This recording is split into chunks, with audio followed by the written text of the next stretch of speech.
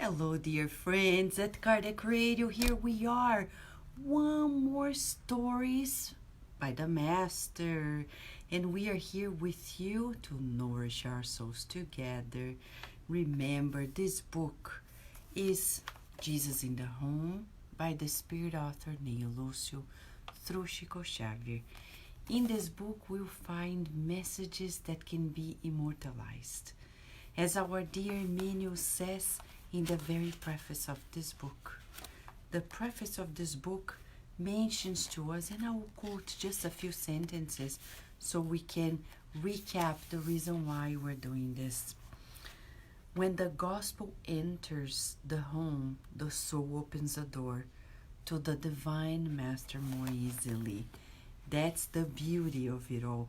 Neio Lucio understands this profound truth and has dedicated to new disciples some of the lessons of the Lord as told within the closest circle of his first apostles and followers. So, for us today, we have chapter 25, which is titled, A Visit from Truth. Quite interesting, because in this very chapter, we will learn something that we've mentioned in the previous chapter. The previous chapter, Neio Lucio talked about the signs of renewal on earth. He reported the very instructions of the Master. Have you noticed in the last 24 hours the signs of renewal on earth? Yesterday, we were able to experience it together at the Spiritist Society of Virginia as we were serving the homeless. Yesterday, we were quite doubtful that we would be able to be in the Franklin Square Park in Washington, D.C. because the Weather Channel was saying that it was going to snow. Some of us were talking about it and thinking, oh, maybe we should just not go or tell everybody. And then the Spirit Mentor said, just wait, believe, have faith, sleep a little earlier, rest, and wake up and go. The Weather Channel in the morning still said there was going to be rain, etc. We talked over the phone, a few friends and I, our dear Daisy, who helps coordinating everything, and we agreed that it was best to invest and believe it was going to work, right, Daisy? And the group was there, and it was beautiful. When we finished the service, it started raining. It started raining. Why am I saying this to you? No, it's not by chance. We were given an opportunity to believe it, to believe in it, to work on it, or to step away doubting that it would be ever possible. It may seem a minor thing for you, for me, but for those who received the service today, it was big. At the end of the day, we recognized that it was important for us. Not only the opportunity to exercise some form of selflessness, to learn about focusing on the common good, but also the faith. Faith in God that rules nature. We're not kidding, right, Daisy? It was so beautiful and a true blessing because we believed in the good. Jesus said before, the signs of renewal, and this is the sign of renewal. We believed in it, and the spirits replied. The spirits reign nature. I'm not saying they did this just for us, but it is a sign for us that we need to believe that our planet is in the hands of the higher forces. No wonder throughout humankind's history, since the ancient shamans, the ancient Egyptians, the ancient Greeks, to spiritists nowadays, we understand that the forces of nature, as per the reports in the Spirit's book by Kardec, they are presided over by the higher spirits, who use a team of spirits of several levels to organize the forces of nature. Jesus proved it to us in several passages. And today we had the proof that there are many signs of renewal. And our faith in the good, right, Carol Correa? This little light of mine, we were able even to sing that. Right, Paula? Right, friends? It was a joyful moment. How about you? How was your 24 hours, the last 24 hours, finding signs of renewal inside of us? We are new because we believed that God is not going to let us down and let our dear brothers and sisters down, right? Right, Gabriel Inácio, welcome. He says, I've learned here that we have to seek the good, seek the good, says Emmanuel, chapter 10. Gabriel, mark it down. Pensamento e Vida, capítulo 10. Thought and Life, chapter 10, by Emmanuel through Chico Xavier. Seek the good. Feel the good. Visualize the good. And mold the good with all the resources we have at hand. Are you ready? Friends, now I can see you. I can see you. And we're ready. Adilson, big hug to you, Adilson. Rihanna, super hug to you. Jailton, a big hug to you too. Raquel Bakeshi, how have you been? Carol, thank you so much. Carol Correa. Sunshine, big hug to you, Paula. Wasn't that beautiful, Paula? And Paula made a delicious bread pudding to serve the homeless. Healthy, but tasty. We all ended up trying it out. Alicia Ramos, how are you? Daisy, beautiful Daisy, how are you? Dulce, big hug to you, Dulce. Super hug. Nora Brazil, how have you been? Gabriel Inácio. John Da Rosa, right, John? Was a beautiful service. Teresa Castro, how are you? Right, Paula. Right. We had the proof that the signs of renewal are in the works. Thank you, Gabriel. Are you ready? The Master has more to teach us today, but he doesn't come to teach us. He comes to love us. Right, Rudy? Rudy, welcome. 25. We have been thinking only about the Master, his teachings, and the beauty of his loving truth. Today, chapter 25. I've seen Valeria here. Valeria, big hug to you too. A visit from truth. Right, Matthew, welcome. Let us breathe in and out. And remember, right now, Neio Lucio is reporting to us, as Emmanuel reports in the preface, to the new disciples. He's calling you and I new disciples of the Master. Right? We may be clumsy here and there, but we're willing to learn, aren't we? So let us focus on the teacher, not me, Jesus. I'm just a parrot. And listen. Neio Lucio says, on a certain occasion, the Master said that only the truth would set people free. And maybe because he was unable at first to grasp the vast extent of that statement, Peter asked him during the home worship service, Lord, what is the truth? An enigmatic look appeared on Jesus' face, and he answered, pause. Enigmatic look? Did you know that the Master has that enigmatic look? Can you visualize it? Because this description is not only for mere glance of our eyes. We need to feel it. Enigmatic look. Can you visualize it? It's important that we do, to feel the nonverbal lesson that he's bringing to us. We're talking about the truth. And Neio Lucio, he's not playing with words. He's teaching us something. We're talking about the truth. And Jesus gives that enigmatic look. In previous chapters, we observed that Jesus had a lucid look. And now when we talk about the truth, he brings us enigmatic look. Right, Rihanna? Maybe meaning? I don't know. Let's see. Okay? Because think, we're in previous chapters, it's always like a lucid eyes, lucid look, compassionate. Today, they are talking about the truth. And then Peter asks, what is truth, Lord?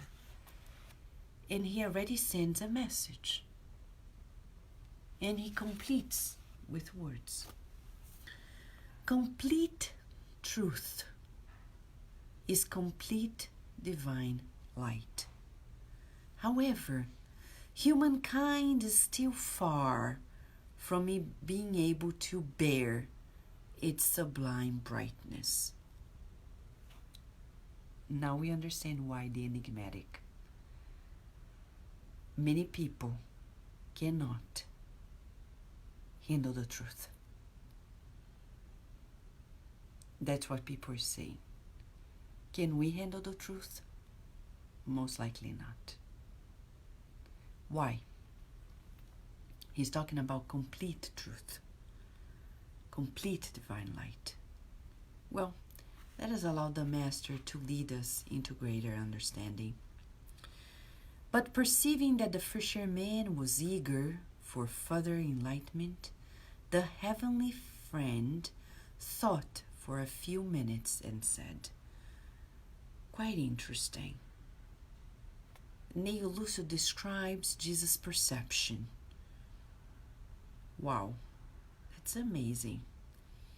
Plus, he is sharing with us that Jesus thought for a few minutes.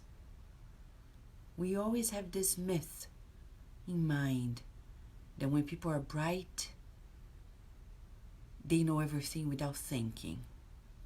With Jesus, we are learning that wisdom requires pauses, time, thinking, and said, in a dark cave where the daylight never entered, there lived a devout man who prayed for divine assistance. He claimed to be the unhappiest of men. However, in his blindness, he felt he was better off than everyone else. He complained about the stench of the place where he lived. The contaminated air is suffocating me, he cried pitifully. He begged for a door that would set him free and lead him to the light of the day. He claimed to be strong, capable, and useful.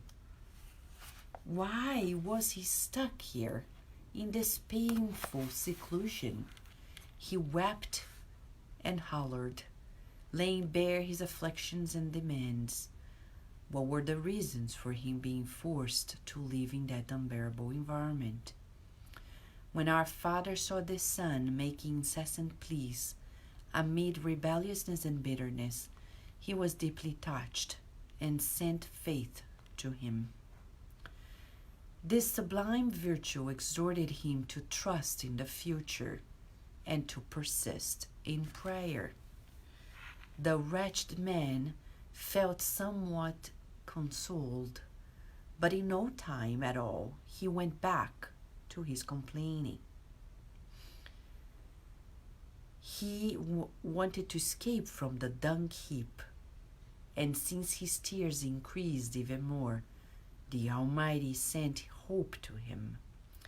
This emissary wiped his perspiring brow and spoke to him about the eternity of life, trying to dry his desperate tears. For this, he asked for his calmness, resignation, and strength. The poor man appeared to get better, but after a few hours, he went back to lamenting. I can't breathe, he claimed in despair. Sympathetic, the Lord decided that Charity should pay him a visit.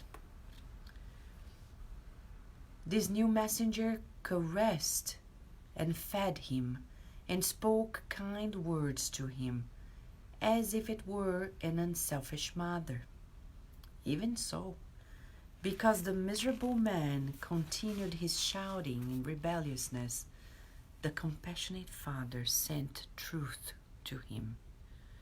When this bearer of knowledge made itself visible in the form of a great light, the unfortunate man saw himself for what he really was, and he was stricken with dread. His body was a monstrous mass of pustulous sores from head to toe, and he realized, to his horror, that he was in fact the very cause of the unbearable environment in which he lived. The poor man trembled and staggered about, and noting that serene truth had opened the door to his freedom, he was horrified of himself. Without any courage to think about healing himself, rather than looking his visitor straight in the eye in order to learn how to cleanse and purify himself, he ran off in terror in search of another cave where he could hide the misery that he alone had caused.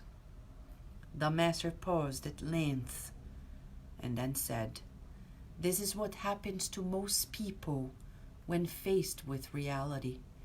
They feel they have the right to receive all of the Eternal Father's blessings, and they cry out loudly, begging for heaven to help them. When they are aided by faith, hope, or charity, they are at first consoled, and then they become disconsolate. They believe and then disbelieve, feeling timid, angry, and hesitant. However, when truth shines down on them, revealing the real state they are in, they are usually quick to run off in search of dark hiding places where they can cultivate their delusion." Are you surprised? We're not. Why are we not? Daily we see this in conversations with people. Usually there is a diagram I want to show to you. I probably have shown it before, and probably it's the best explanation to what Jesus is saying. Eric Berne, okay? I'm going to write it down. Eric Berne was a psychiatrist. He understood the human mind and published a new way of healing the mind. He observed that inside of us, we usually have a parent, an adult, and a child. And the child cannot handle the truth. Only the adult can handle the truth. So Jesus comes to empower us and say, you will set free when you are the adult. Many people on earth, and he says most people, not everybody, most people cannot handle it. And remember, he used the word courage, that this man, when seeing the truth, he didn't have the courage to think about healing himself. What do we usually do? We go back to our delusions. And it happens when we are in relationships that are true delusions. Delusions because we pretend to be happy, pretend that everything is fine, and we're just allowing people to annul our powers. Remember, I'm not saying this to you. No, I'm just saying in general. That's how it happens in daily life. People creating toxic relationships, codependencies, because they are afraid of being alone. They are afraid of, and I'm not inciting any divorce, separation, but just saying that sometimes even friendships are of that nature. We keep friendships because we're afraid of not having a friend, but we need to cultivate relationships. Relationships are not set on stone. We need to work on them like a garden. It doesn't take only a day to make a beautiful garden. It takes daily work. It takes time. It takes patience. It takes the courage to go there and do the process. So for us tonight, Jesus is inviting us to a new understanding. He is asking us, are we ready for the truth? Because God is so merciful that God sends faith, hope, charity to console us. No wonder Jesus said, I'm going to send the promised consoler, because he knows that for the longest time we will need more often to be consoled. But when it comes to Spiritism, we're being prepared to receive the truth. As Humberto de Campos says in the book Among Brothers of Other Lands, and you can follow the studies of this book every other Thursday at 9 p.m. here with Angie Stewart. She started this book a month ago. She has been doing a few chapters already. And in that book, we've come to know that Spiritism is the light of discernment. Discernment is what prepares us to handle the truth. When we are born, our cortical areas are not open enough to process that much of discernment. It takes us on earth at least 25 years to have a more mature cortical area, especially the prefrontal cortex, to process discernment more easily. That's why science has redefined adolescence as ending at 25. Meaning, after 25, we shall be prepared for handling the truth. Well, we wish it were that easy, but Spiritism is preparing us. And you may be asking, is there a way for us to learn how to handle the truth? We don't want to be simplistic because only Master Jesus knows the answer. But we would say, maybe a hypothesis would be getting out of the child position psychologically and reinforcing the adult in us, which is the logical, the discernment part of us, would probably do the deal. How do we do it? The golden rule. Only discernment can help us put ourselves in somebody else's shoes and do to others what we would like to receive. When we work on that direction, only the adult, only somebody who can handle the truth that we're not the center of the world, that we're still progressing and we need to help others and forget about ourselves, working on our altruistic nature is probably the best pathway to end our suffering and begin a new era of inner freedom inside of us. Right, Adan? Big hug to you. I've seen some pictures of the works you're doing there, and we were deeply moved. It brings tears to my eyes. We feel honored to have you share the experiences with us and feel our hug to you in your experiences. Okay? A hug of support, loving vibrations to our brothers and sisters in India, Adan. Okay? Hello, Lisa Tellis. So friends, in the next 24 hours, let us boost our discernment so we can handle the truth and be closer to the Master. loving the truth. Right, Fernando? Big hug to you. Let us practice this self-awareness. When the child is on, we're expecting others to love us. When the child in us is on, we're expecting that people understand us, that they give us attention. When the adult is on, we are ready to serve. We are ready to help. We already understand that we are born to help.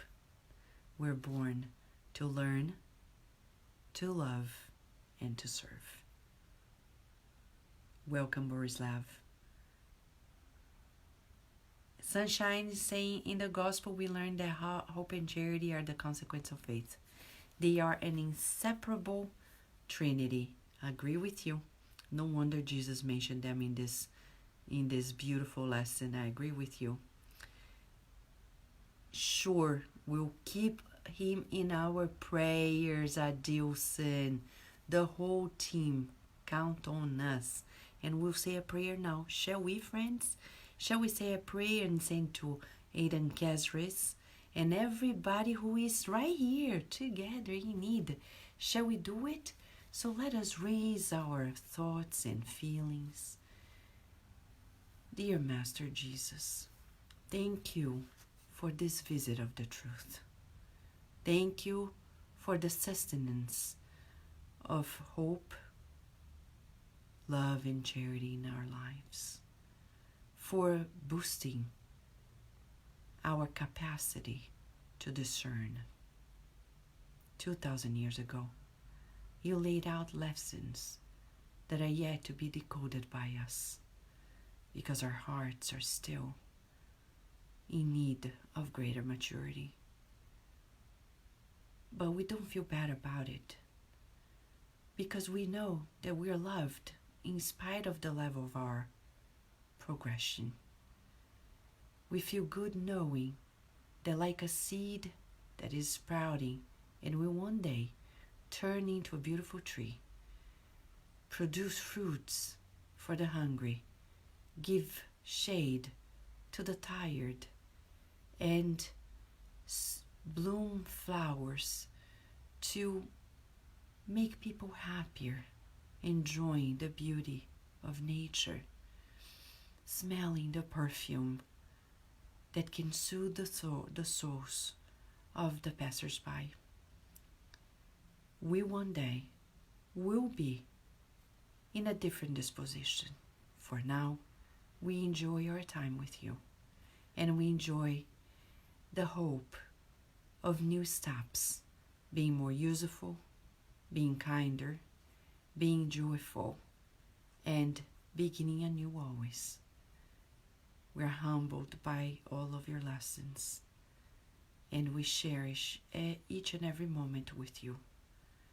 May our friend Aidan and everyone who is in need right now, all of our families as well, receive your loving embrace and feel the healing that comes from your sacred heart. With your permission, we close these moments of reflection, togetherness, and healing, and so be it.